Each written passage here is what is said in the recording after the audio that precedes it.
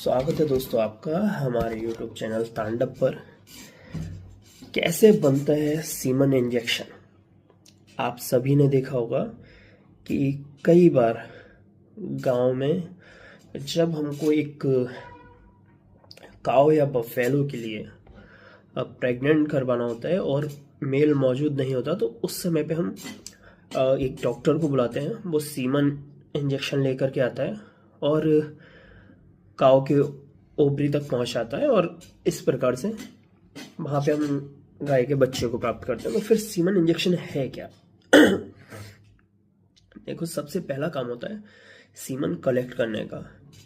Semen collect करने के लिए सबसे पहले हम एक अच्छी नस्ल का बुल ढूंढते हैं या ऑक्स ढूंढते हैं, ठीक है। तो उससे होता है, ये दो तरीके होते हैं सीमन कलेक्ट करने के। पहला होता है इम्पल्स। इम्पल्स में हम उसके जो टेस्टीज हैं उस पर हल्का सा करंट देते हैं, जिसकी वजह से इम्पल्सेशन होता है उसके अंदर। यानी कि इम्पल्सेशन का मतलब है खिंचाव, फैलाव आता है, जिसकी वजह से जो उसका सीमन है वो बाहर आ जाता है। लेकिन ये एक कम मात्रा में करंट दिया जाता है, हल्की मात्रा में, लेकिन ऐसा बहुत जगहों पे नहीं किया जा सकता। तो इसके लिए फिर एक बेस्ट ऑप्शन है सेकंड, जिसमें हम डमी काऊ का यूज़ करते हैं या डमी बफेलो का यूज़ करते हैं।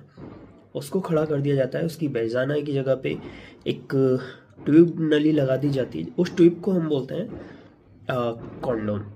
वो उसमें सीमन को जब वो हिट पर होता है बुल, तो वो डमी के साथ में रिलेशन बनाता है, वहाँ सीमन कलेक्ट हो जाता है। उसके बाद में सेकंड है सेक्स सिलेक्शन। अब क्योंकि आप जानते ही हैं कि जानवरों में हमें फीमेल्स की ज़्यादा ज़रूरत रहती है। जैसे अब गाय है तो दूध ज़्यादा चाहिए, तो फीमेल्स की ज़रूरत है, मेल्स का इतना यूज़ है नहीं।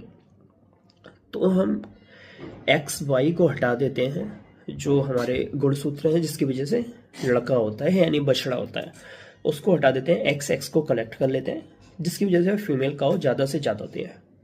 उसके बाद तीसरा है क्रियो प्रिजर्वेशन। जहाँ भी क्रियो शब्द आता है वहाँ आप समझ सकते हैं कि लिक्विड नाइट्रोजन का प्रयोग होता है। आप गाँव में देखेंगे जब वो लोग सीमन इंजेक्शन लेकर के आते हैं तो एक बाल्टी टाइप की होती है, उसके अंदर रखा हुआ होता है। वो जैसे ढक्कन हटाते हैं ना, उसमें से भाप निकलती है, क्योंकि उस चीज़ को प्रिजर्व कर रखा है -196 डिग्री टेम्परेचर पर।